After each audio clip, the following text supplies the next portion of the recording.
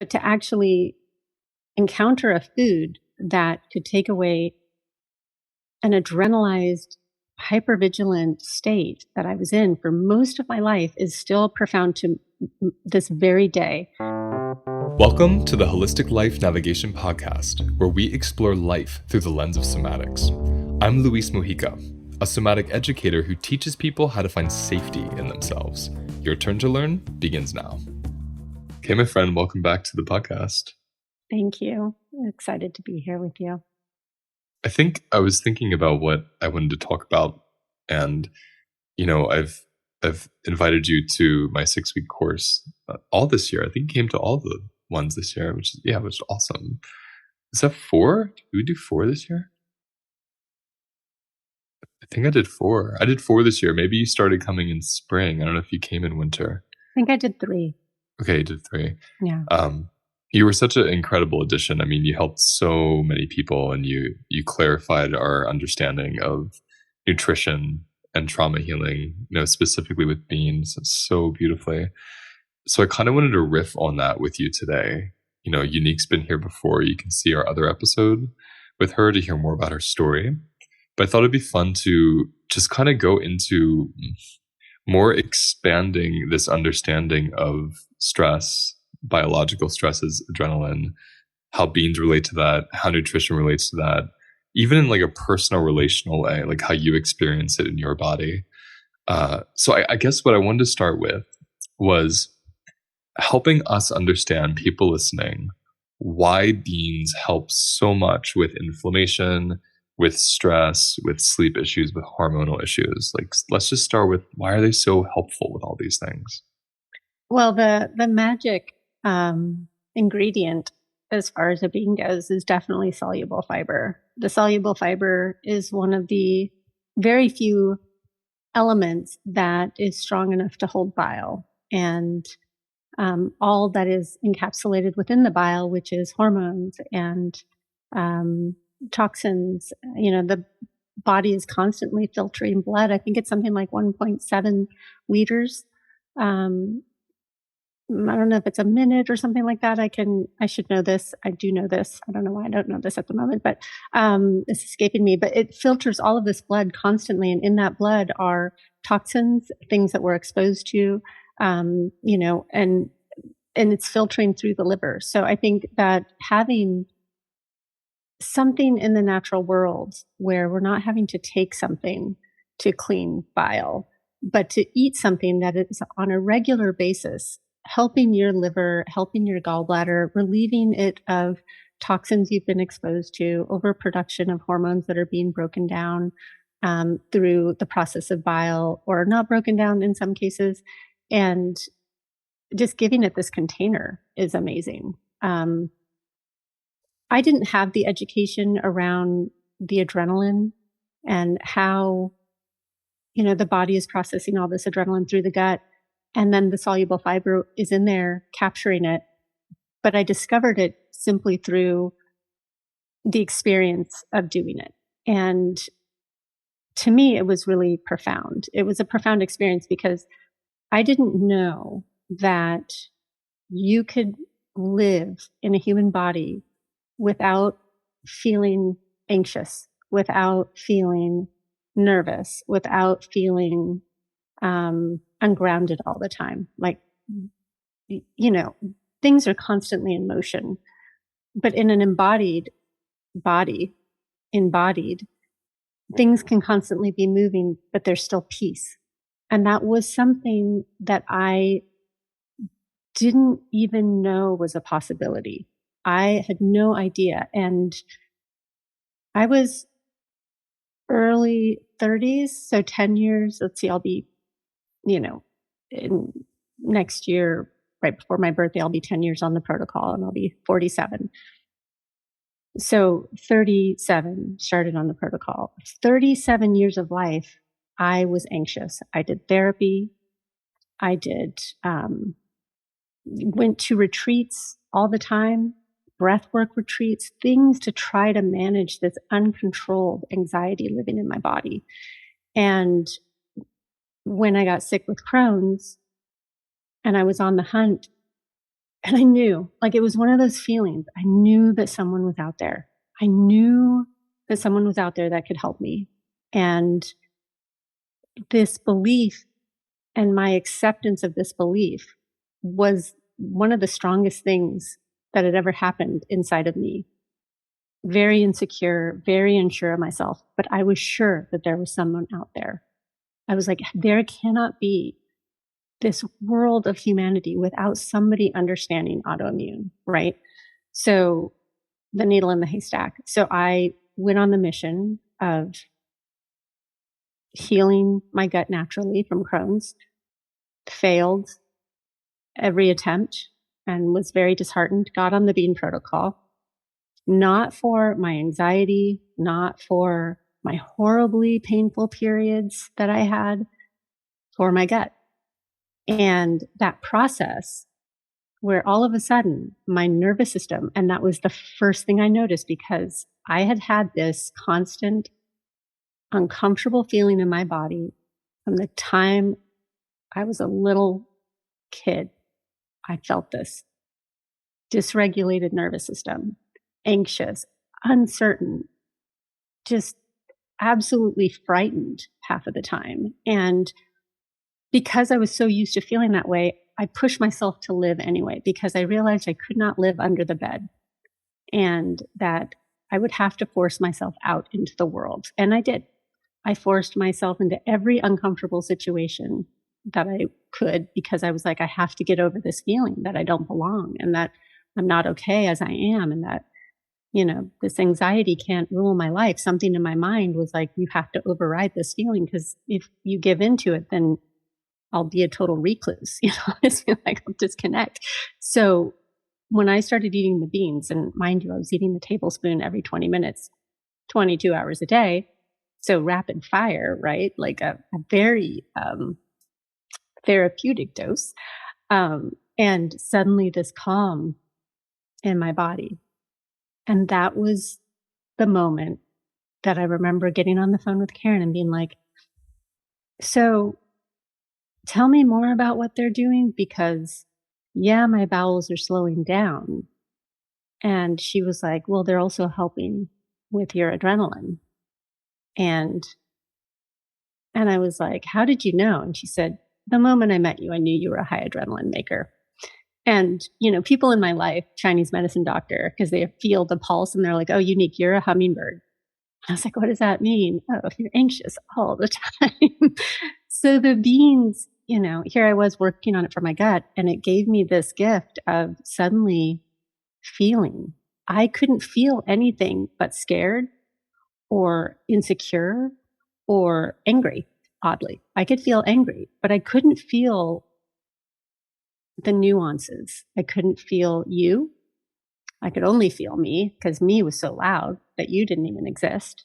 The other was just a projection of my insecurity and what are they thinking about me?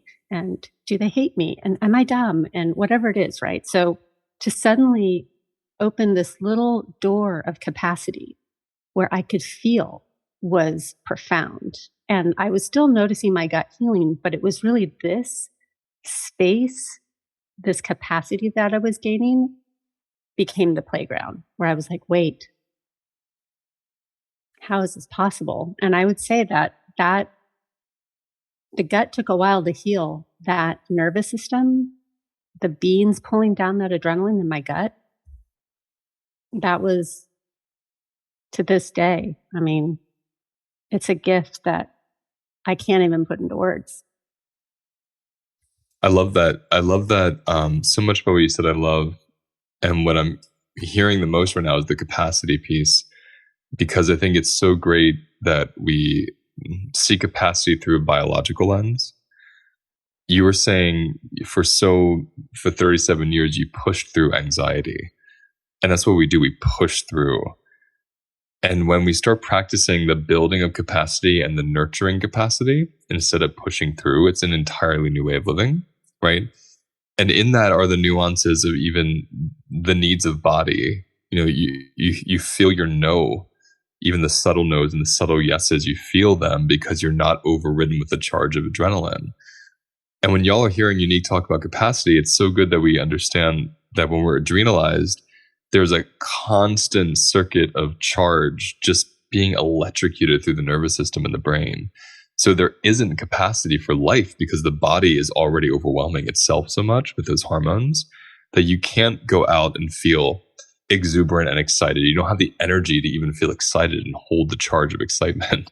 So this understanding of capacity and being gifted capacity through food, it's something that's very rarely spoken about because we tend to culturally push through, and success comes from a lot of flight response and a lot of caffeination, a lot of stimulus. That's what we see as success, like working really hard. Whereas the road you've taken, the road I've taken, a lot of people listening, it's that nurturing the body. It's okay, let me pause and let the capacity build. And then when I have enough, then I go to the next thing.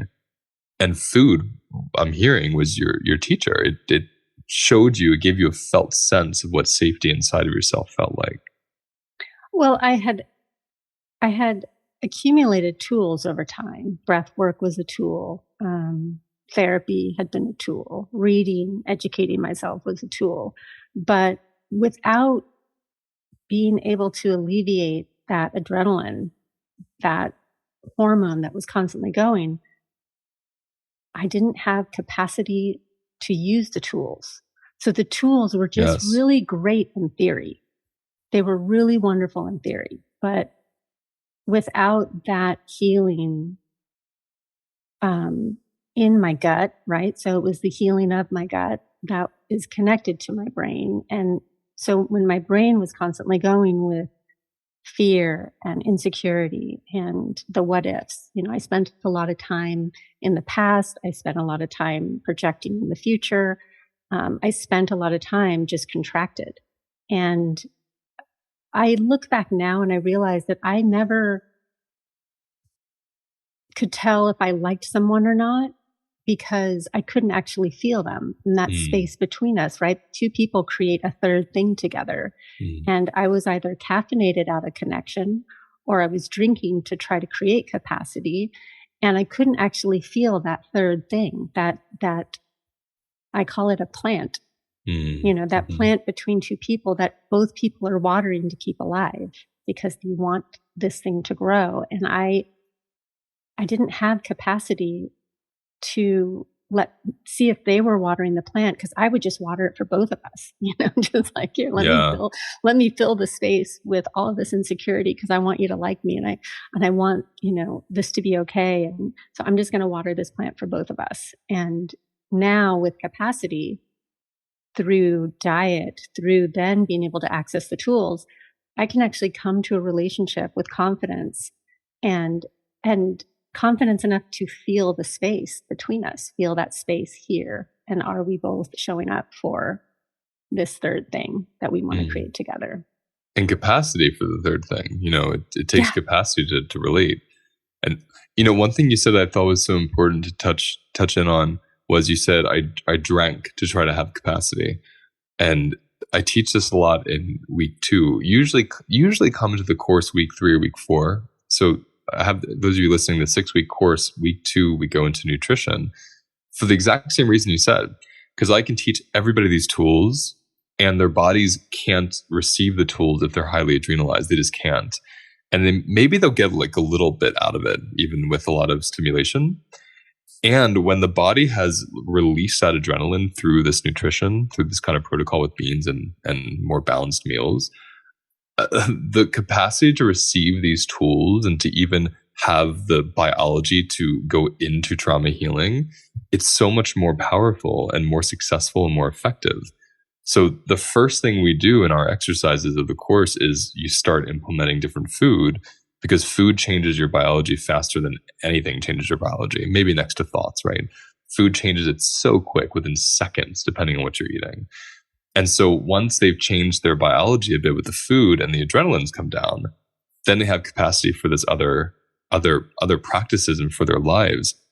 And people start to learn what you just said, that all of our coping strategies with food in particular are ways that we're not actually building capacity. It feels that way.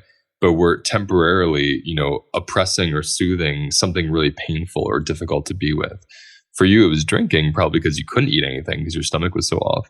But oh, go ahead. Yeah, tell us. Yeah, I was going to say that the drinking was before Crohn's. But I do think that story of coffee in the morning to get going, right, to a Yes. career that you don't know if it's your vocation, your calling, but you're showing up to it because you're good at it. It pays the bills. Like there isn't a deeper contemplation of it. You're just caffeinate, go at night. Oh, I'm social, right? Social world, social business, drink to create capacity. There was no nourishment in the conversation. There was no, what am I here to do? There was just a total disconnect. And I think that those stimulants, those uppers and then the downer kept me kind of numb to my life. Mm-hmm. I couldn't get in touch with that. What is my vocation? What am I here for? And so the alcohol kind of pretends to make capacity, right? That's right. That's right. Yeah. I always call it a temporary safety because it literally, until it metabolizes, it slows down all that messaging in the body. So there is this break, this temporary pause. Pizza, I think of pizza a lot, as the same thing. I label these into the depressing category. Wine, overeating in general, like bread, pasta, ice cream, these things that are so hard to digest that they literally exhaust the body. So in that exhaustion, we literally get a relief from the activation. And then once we break it down and it metabolizes, we're right back to that activated state.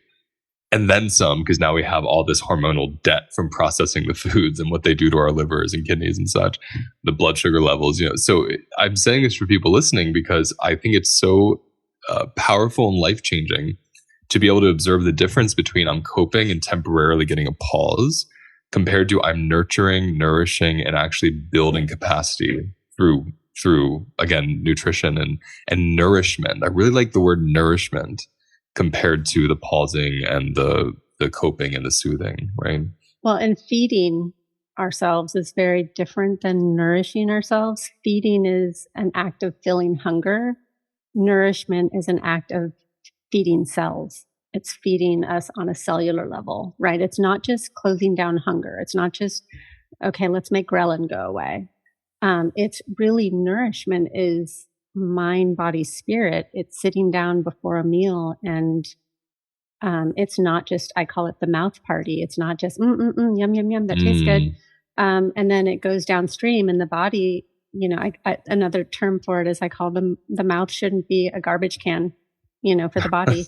Like the body shouldn't be a garbage can for the mouth, right? It's like that mouth party. So let's just say sick me, lived for the mouth party, right? Was using the upper in the morning, the downer at night for capacity. So you can see this picture building of someone for that first, 30 something years of life was not feeling, was just surviving, right? That state of survival of, I need to make a way in the world. I need to be successful and provide for my family. But there wasn't a stopping and feeling. There wasn't, how do I feel? How does this feel? There was no checking in because there was no capacity to check in.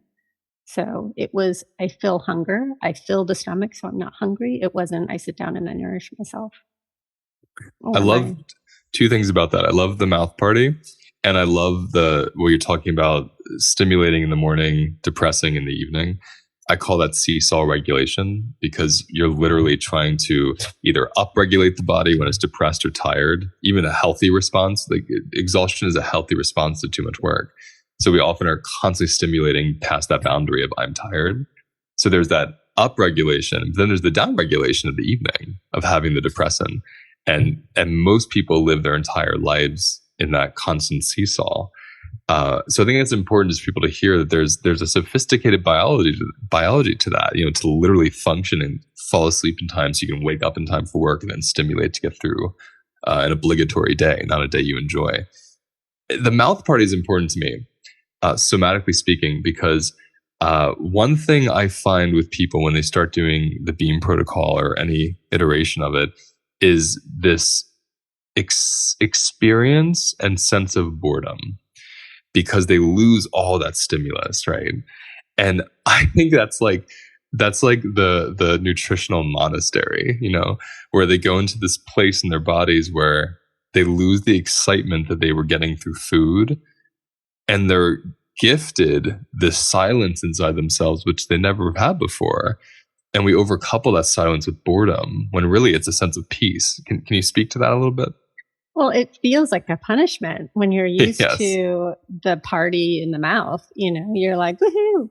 And that becomes living, right? So I bump up against this a lot in my practice where it's like people have coupled living with eating whatever they want and that Hmm. quote unquote freedom. Whereas once uncoupled from food as life, as living, but more as nourishment and actually living, right? Because we're nourishing ourselves for health, not just for today, but for tomorrow and the next day and the next day after that. So to retrain your taste buds to enjoy food that nourishes you, um, kind of fuels a much bigger story than just today, right now. And it's interesting because we have this kind of live now, YOLO. I talk about this a lot, YOLO. And it's like, well, life is really long when you're sick. So if you're YOLOing yourself into an unwell body, then suddenly life gets very long because illness is all consuming and life stealing, right? So in the process of, I was a foodie, right? We couple with these ideas of like, oh, I'm a foodie. So if I can't be a foodie, then who am I?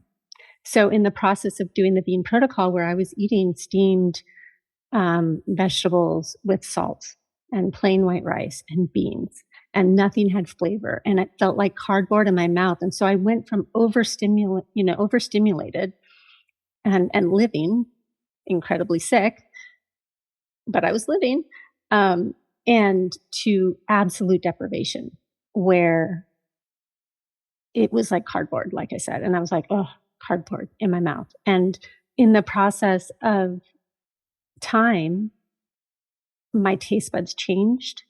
And I was no longer looking for those highly palatable foods and the sugars and the this. And suddenly I started to taste my food. And I was like, wow, I can taste how my body is responding to this food versus like Cookie Monster, like food just being this kind of, what is the word I'm looking for? It's just pleasure. Just that is the pleasure of life, and to not be a slave to food as living.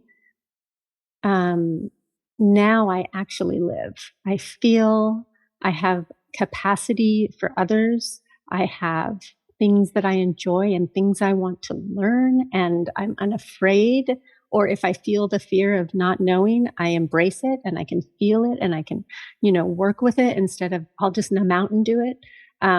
So that plainness, that sense of purgatory when you start eating really simple is just a moment, and suddenly the flavor of actual food is revealed and you suddenly Mm. begin to nourish yourself with the actual flavors of food instead of, the creation of covering things up and taking away the natural kind of presentation of it, you know. Well, I'm also hearing the flavor of life is revealed, because when I have no capacity, like when you're saying you couldn't connect to the other, anyone around you or even anything around you, eh, there's this subtle sensational flavor that occurs. Like the sensations we get from flavor. The only reason we like flavor is because the sensations it gives us. Everything comes down to a sensation, a felt experience. So if you're eating this really incredibly stimulating food, there's a dopamine response and you feel like loved by the food. You feel excited. You feel alive. When the food isn't giving that anymore, you have more capacity for life.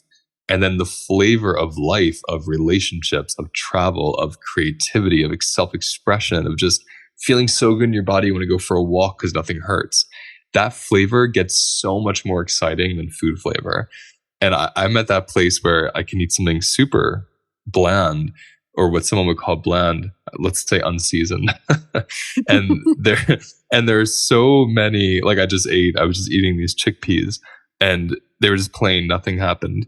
And they were alive for me. There was so much like nuance and texture. I could feel parts of my body settling as I swallowed them. And it was just a gorgeous experience that wasn't dependent on being stimulated by them.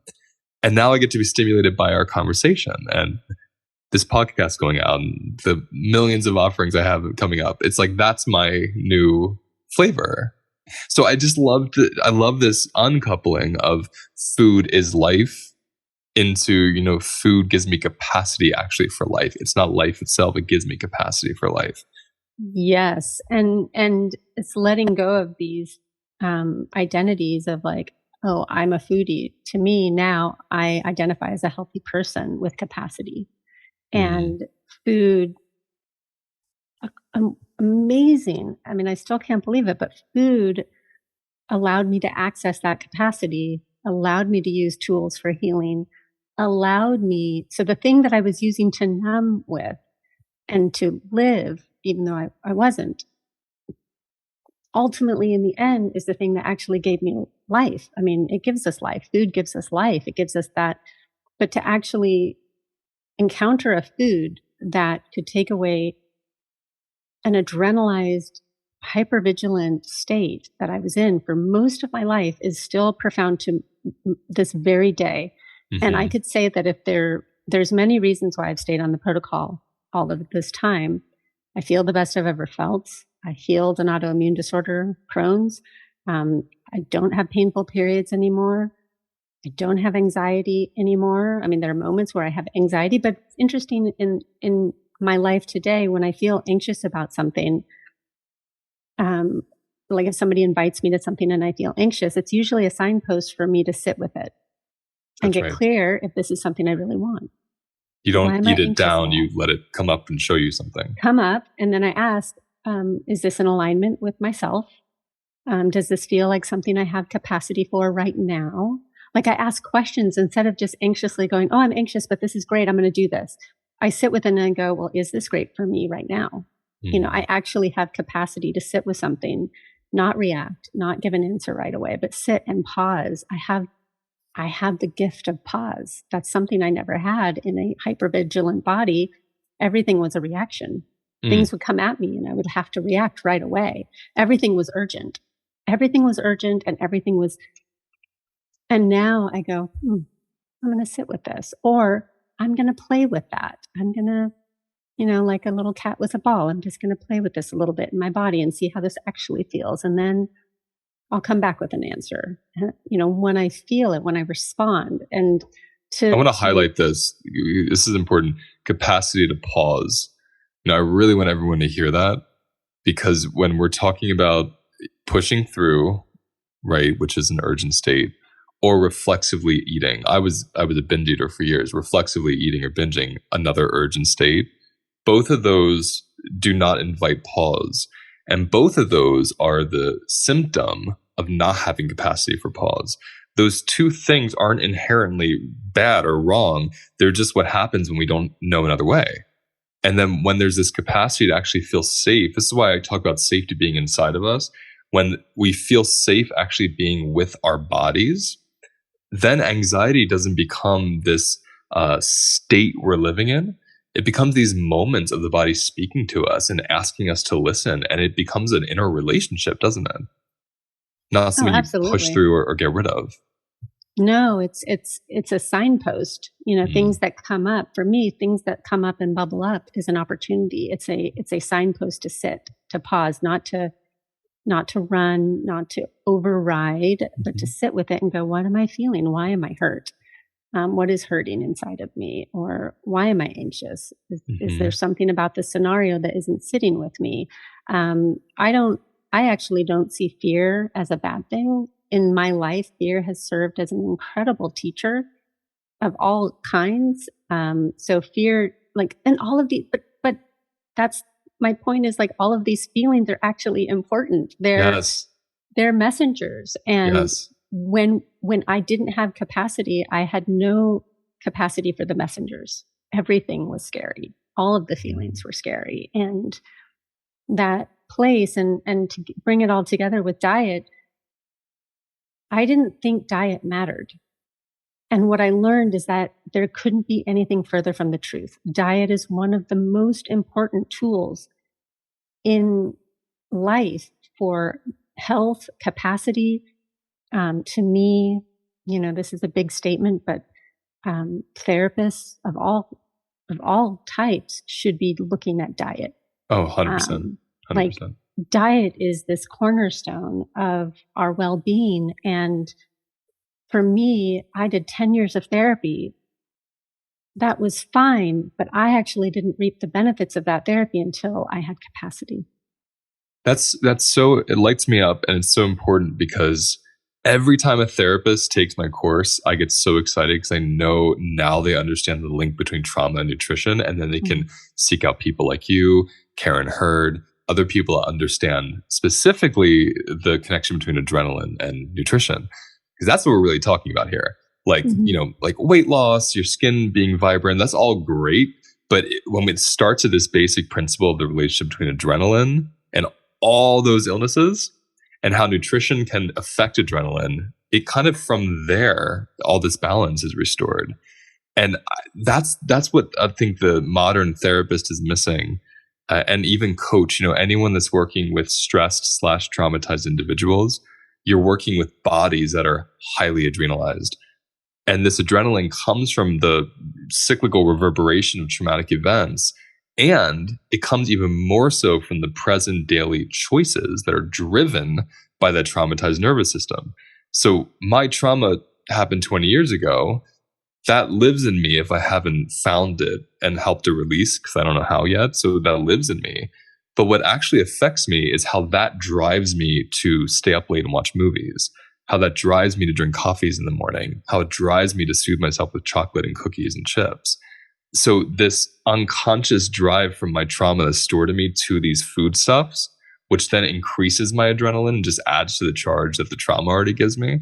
That's what's presenting as all these disorders that we see with stressed out and, again, PTSD and traumatized individuals. And so when we start to understand, oh, I have a client that can't sleep. I've been with them for a decade. I've never once asked them what their coffee intake is. I never once asked them, what time do you eat? And what does that meal consist of? You don't have to be a nutritionist to do this. You can simply just notice how many stimulants are present, how well are they nourished, how does their body feel after they eat these things? And I think that was what really, like when you said you felt it in your body, that ease come over you, I was not that aware. When I started my journey, it was in macrobiotics. That's how beans first came into my life. And I happened to simultaneously quit smoking cigarettes when I started eating this macrobiotic diet. And I smoked 4 packs a day. Yeah. And when I stopped cold turkey and I had no withdrawal symptoms. And for years I was like, why did I not have any? And then I started realizing I was on a beam protocol essentially for months before I did this. So my body already had this brilliant way of releasing these toxins. So when I let go of the cigarettes, I was held. I had all this capacity from the nutrition, from my brain, my nerves, my lungs, that I barely had really any noticeable symptoms. So I'm saying this because when I got into my private practice, nutritionally, I would have people fill out those old school forms that kind of say like, hey, what did you eat here? What did you feel here? And how was your mood here? And I started noticing these psychological expressions, right, from what they were or weren't eating. So you speaking to this capacity piece and nutrition as a tool psychologically, I think it's so, I just want to say it like every day for the next however many years I live so we can understand it. We have to eat anyway. So it's not inconvenient. It doesn't take any more time. You actually save money with the beam. I've saved so much money on the beam protocol. Actually, we talk about that. I'm saying a lot of things right now, but the part I really want to actually land on in my own ramble is the accessibility to this diet. Because so many people will hear this and be like, I can't afford superfoods. I can't afford organic. It's beyond all that. So tell us about that piece. Well, I would also just like to change the idea of superfood. If you don't have a healthy superfood highway, it does, meaning mouth to the anus, that's your superfood highway. If you don't have a healthy superfood highway, then it doesn't matter what you throw down there. You can buy all the most expensive tinctures and supplements, but if that's not healthy, things are not going to land in the same way. So for me, Mhm. before the Bean Protocol, I was taking all of these expensive supplements. I was eating all of this expensive food, but it was just going through me, right? It was just woo.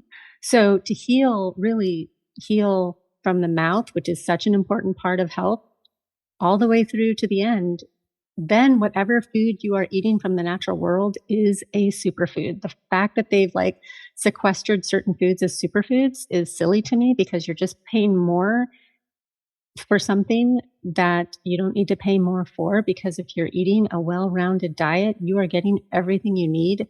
And I am a walking, talking billboard for it because I don't take supplements. I don't take superfoods other than whole foods and beans, which are the most superfood. And I get blood work 3 times a year. I do twice with a company I work with and once with my doctor just to check it all. And my blood work is beautiful. And, the rhetoric in the health world is you can't live without supplements because our food is so depleted of nutrients. And I show up for that blood work and it is healthy. And I am not taking supplements. And I was a supplement junkie. I felt like the more expensive the supplement, the better job it was doing for my Oh, body. Like yeah, I I remember was that. stuck. Yeah. I was stuck in the supplement aisle.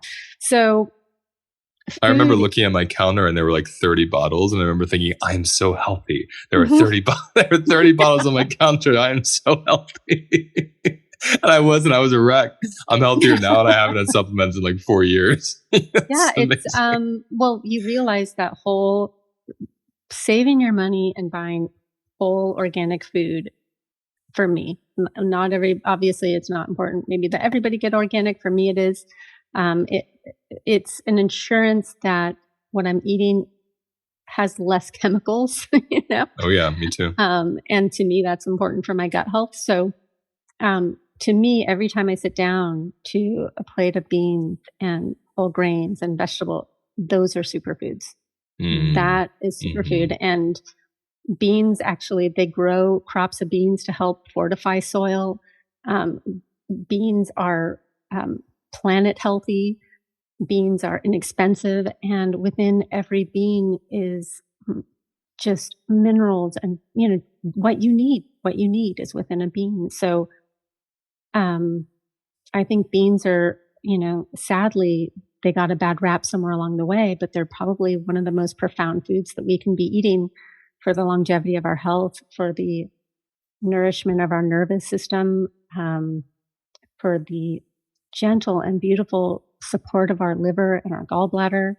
mhm. I grew up, I'm a Californian, grew up in California where macrobiotic and all of these diets were here. And on my healing journey, I actually did macrobiotic. I did Ayurveda, and I look back and I was like, I was so close to the Bean Protocol. I was like, Yes, that's how I I felt. was circling it. Yeah. It's It was like, calling you indirectly through these other ways.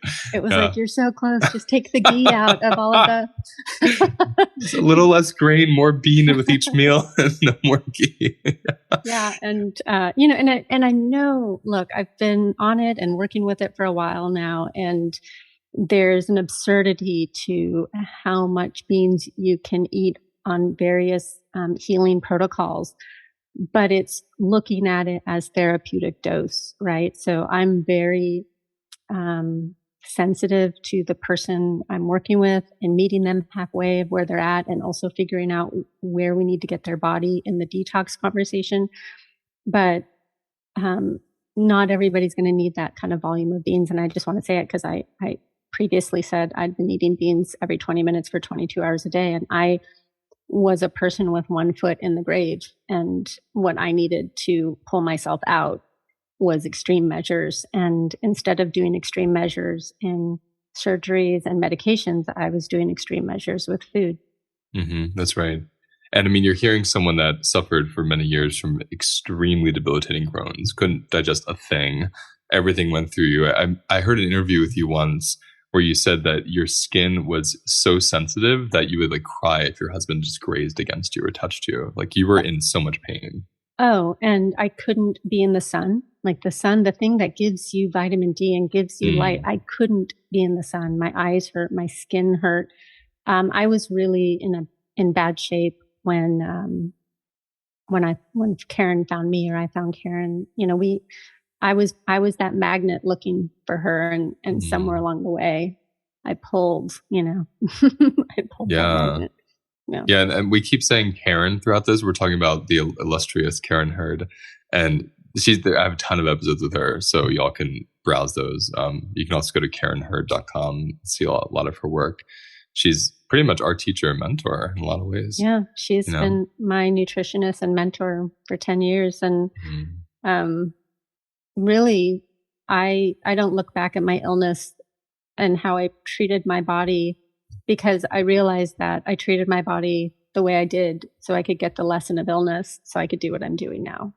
That's And right. I don't look back and go, oh, I wish it had been different. And it was horrible, and it was hell, and it was hell on earth. And but all of it was the blessing of coming home and healing naturally, which is what was really important to me. And being able to support other people, understanding the power of food. Like, I know Hmm. it's bandied about food is medicine, and people go, no, food isn't medicine. No, food's more important than medicine. Food is what preempts the need for medicine.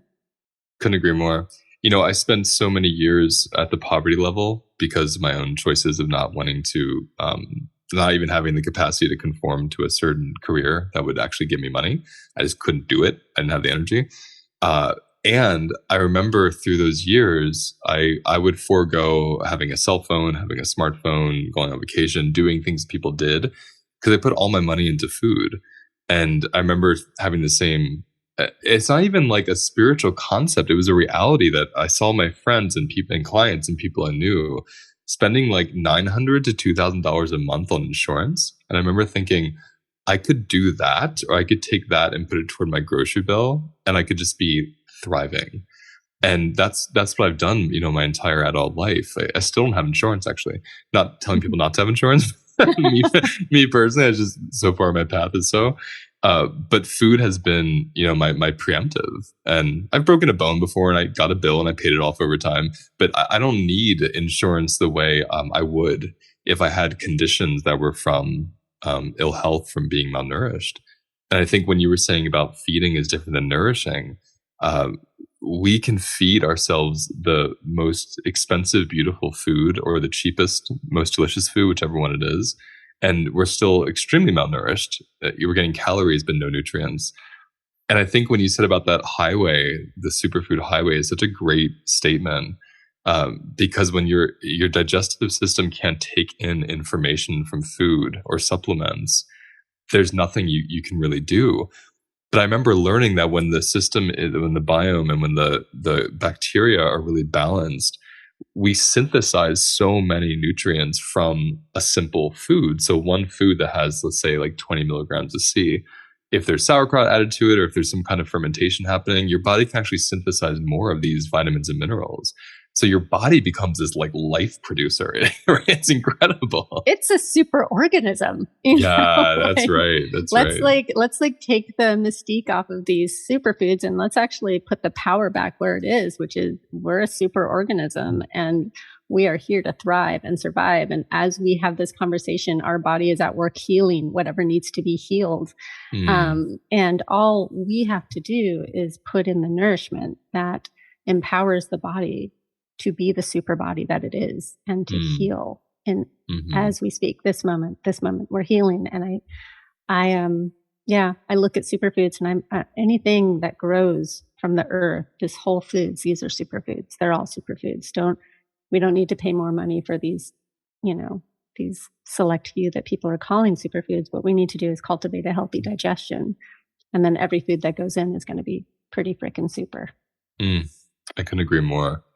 And I just want to end on that accessibility piece with beans because they're the most inexpensive form of nutrition that I have ever found when it comes to protein and fiber and minerals and vitamins and releasing adrenaline and healing your nervous system and healing your gut and a prebiotic that creates better bacteria in the gut. I mean, like they do everything.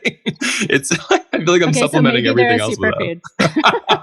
them. I think we're allowed to call them a superfood. And they're insanely inexpensive. It's like $5 for sometimes 2 weeks worth of beans, depending on what bean you get. So those of you listening, if you feel like I can't afford organic, I'm not ready to change my new diet, I don't know if I can do this, just start by buying a can of beans and eat a spoonful of beans with every meal. I mean, just start there and just start noticing how your body responds. Actually, you are the bean expert. What would you say to people if they're like, I don't know where to begin, but I like what they're saying? That is where you begin. I wouldn't start with a big bowl of chili because that's probably just going to cause a lot of problems. Most people don't eat enough fiber, period. And I think the literature now is upwards of 30 grams a day of mixed dietary, if not more, depending on the person, dietary and soluble fiber should be in the mix. And, but it's also might be appropriate to work up to an amount by, I always just say, throw a couple of tablespoons of chickpeas into your salad, have a little side of it with your meal, begin to slowly integrate it. There's a lot of reasons why we get gassy. One of them is hormones, adrenaline. The other one is the fact that your microbiome is going to ferment these fibers as well, which is really important for nutrients for the microbiome. So if you go slow enough, you're not going to be a fart machine or bloated. You'll just slowly integrate them, you know?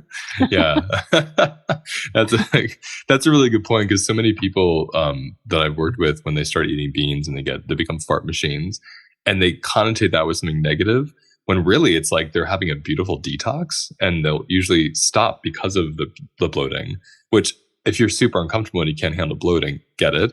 But I've even seen people be like, I don't care if I'm farting, I want to heal. And 3 days to 10 days into it, they build up that biome, and already the gas goes away. I have no gas. I eat beans like 5 times a day. Like, I have no bloating from beans. So it's like your body will get to this point where it just so absorbs these beautiful creatures, right? Oh, absolutely. And I wanted to touch on something because it was a big shift in my evolution with food, where as a young woman, food played the role of, am I thin enough? How I want to look, right? Because I thought how I looked was going to make me beautiful. And what's interesting to reverse on this idea, it's who we are and how we feel that makes us beautiful. And eating for health and taking care of our vessel is beautiful. And that beauty really radiates out. So it's kind of reversing the power from out there getting validation for beauty to cultivating beauty within here in capacity and sharing that. And when we take the time, especially as any human, but as women especially, to nourish ourselves and feed ourselves and not be malnourished. You had mentioned earlier about eating this beautiful food that tastes really good, but isn't nourishing us. And there is nothing more beautiful than a nourished woman who has capacity. And when you said that, it stayed with me, and I'm like, I have to bring this back in somehow, because that beautiful food that isn't nourishing you is perpetuating the imbalance. And going back and nourishing your body and nourishing the superfood highway with foods that are not just available but cheap and everywhere you go is such an incredible and powerful way to come back home. That's a beautiful way to end this discussion. How can people find you? They can find me at you'regreat.com. And I called my company You're Great because in the moments of illness, when everywhere I went, doctors told me I was broken, the reality is that I was still great. I just didn't know it. And I hadn't figured out how to tap into that greatness yet. So that company name is my belief in you listening right now. And you are great. So thank you. Thank you, my friend. You. And you can also find me on Instagram at Unique Hammond. That's the end of today's episode. Now let's take a moment to notice where we feel the episode in our bodies. Close your eyes. Take a breath. And let whatever wants to come up, come up. And remember, those sensations hold the wisdom that we're looking for. If you want to go deeper, visit holisticlifenavigation.com.